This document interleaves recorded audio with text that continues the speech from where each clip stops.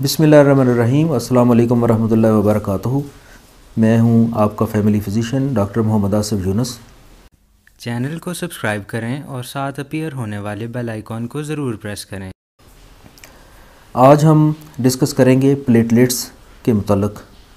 इसका नाम अक्सर लोग जानते होंगे कि प्लेटलेट्स कम हो गए हैं या उनका ये डिफ़ेक्ट है। तो इस हवाले से प्लेटलेट्स का कुछ इंट्रोडक्शन हम इस वीडियो में डिस्कस करेंगे। हमारा जो खून है वो बुनियादी तौर पर दो हिस्सों में हम इसको डिवाइड कर सकते हैं। एक उसका सेलुलर कंटेंट होता है और एक उसका वाटरी कंटेंट है, या इसका जो एक मादा सा सियाल मादा उसका जो बहरा होता है, यानी उसमें खून के अंदर पानी के अंदर मिक्स मुख्तलिफ़ रतूबतें, मुख्तलिफ़ ग़िज़ाई अज्जा, मुख्तलिफ़ एंज़ाइम्स ये उसके अंदर हल होते हैं और माया हालत में बह रहे होते हैं।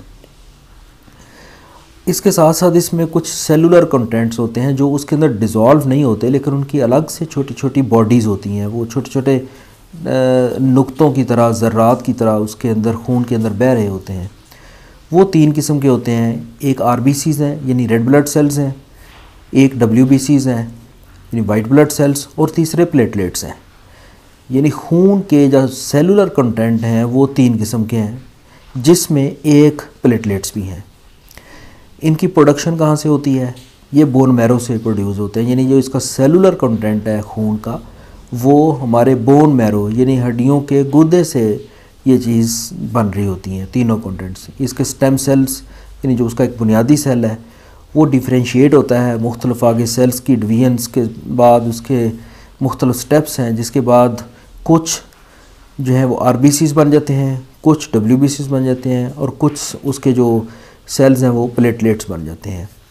ये छोटे छोटे ज़र्रात की तरह होते हैं, छोटे छोटे बहुत ही, और इनमें न्यूक्लियस भी नहीं होता और इनमें इसकी डिवीजन का भी इसमें कोई सिस्टम नहीं होता। तो इनका जो लाइफ स्पैन है वो भी बहुत शॉर्ट होता है। ये 5 से 7 दिन तक अपनी यानी प्रोडक्शन के बाद 5 से 7 दिन तक हमारे खून के अंदर ये रहते हैं, उसके बाद डिस्ट्रॉय हो जाते हैं। अब हम देखते हैं कि इन प्लेटलेट्स का फंक्शन क्या है। कोई भी अगर ब्लड वेसल है यानी खून की नाली को अगर कोई इंजरी हो जाए, कहीं से खून की नाली कट जाए, तो वहाँ पे बुनियादी तौर पर 3 काम होते हैं। नंबर 1, वो जो ब्लड वेसल कटी होती है वो कंस्ट्रिक्ट कर जाती है थोड़ी सी, यानी उसका जो डायमीटर है वो थोड़ा तंग हो जाता है। उसके अंदर ऐसे मसल्स होते हैं उसकी दीवारों में जो उसको थोड़ा कॉन्ट्रैक्ट करके तंग कर देते हैं।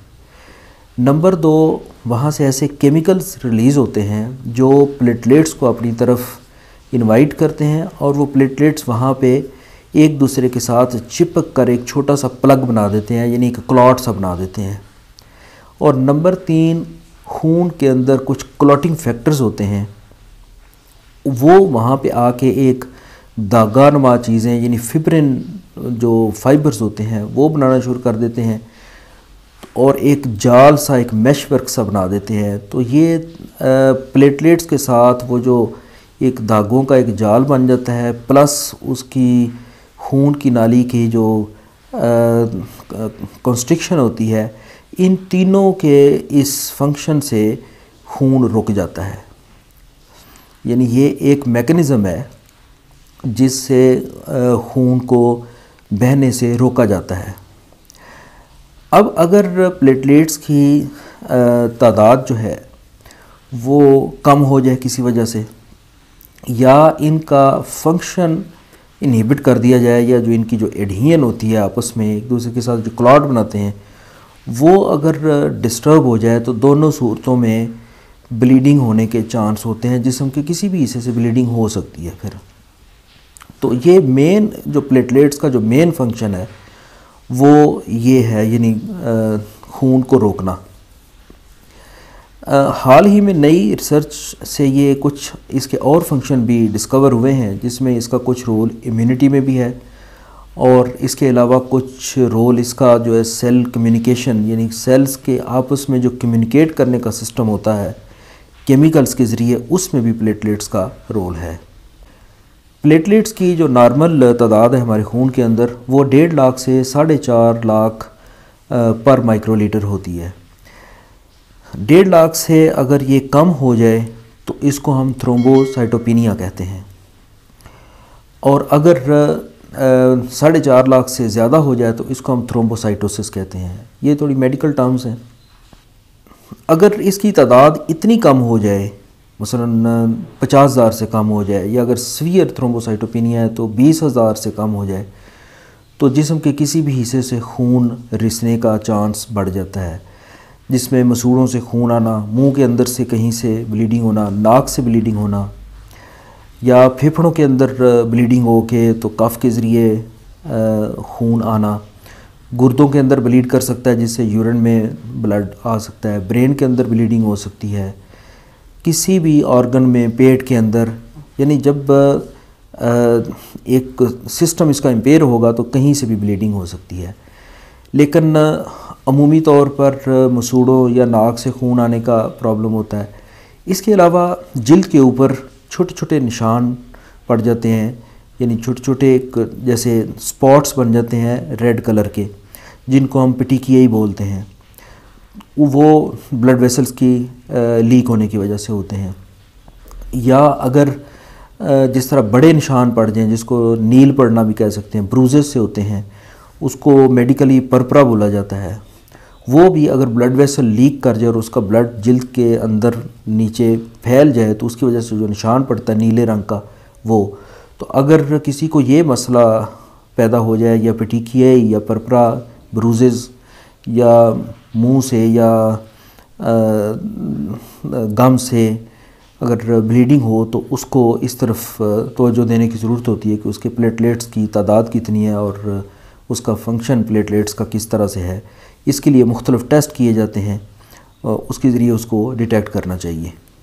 प्लेटलेट काउंट को कैसे डायग्नोस किया जाता है, इसका बड़ा सिंपल वे है। इसमें आमतौर पर हम ब्लड सीपी एक टेस्ट होता है, जिसको सीबीसी भी कह देते हैं, वो हम करवा लेते हैं लैब से।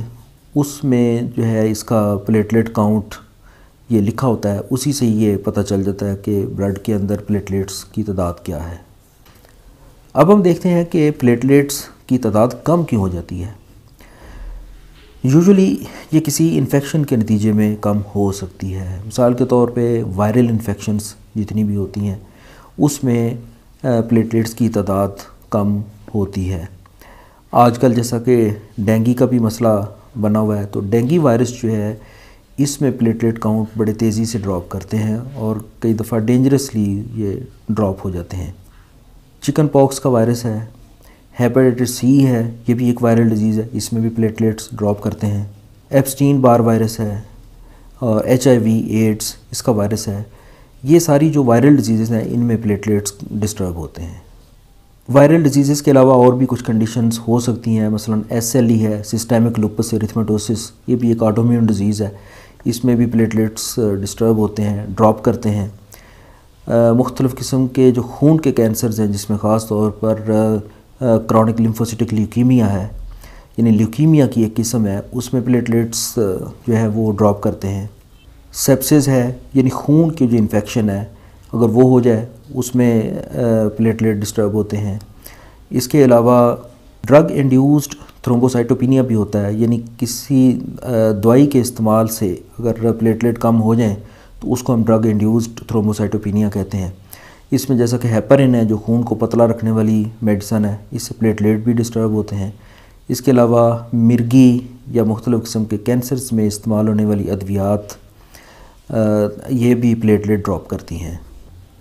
प्लेटलेट्स कम होने का जो इलाज है वो अकॉर्डिंग टू काज है, यानी जो उसकी वजह है उसके मुताबिक उसको ट्रीट किया जाता है। मिसाल के तौर पर अगर इसकी वजह कोई ऑटो इम्यून डिसऑर्डर है या ऑटो इम्यून डिजीज़ है, जैसे SLE है या इम्यून थ्रोम्बोसाइटोपेनिक परपरा है, ऐसी कंडीशन में यूजुअली स्टीरॉइड्स इस्तेमाल करवाई जाती हैं।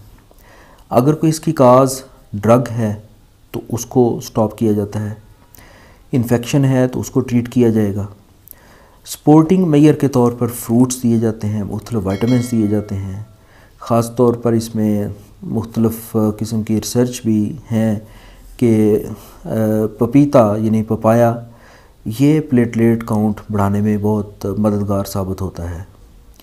उम्मीद है कि आपको ये वीडियो पसंद आई होगी। मेरे चैनल को सब्सक्राइब करें और साथ अपीयर होने वाले बेल आइकॉन को ज़रूर प्रेस करें ताकि आपको हर नई आने वाली वीडियो का नोटिफिकेशन मिल सके। वीडियो को लाइक करें, शेयर करें। इजाज़त दीजिए। अल्लाह हाफ़िज़।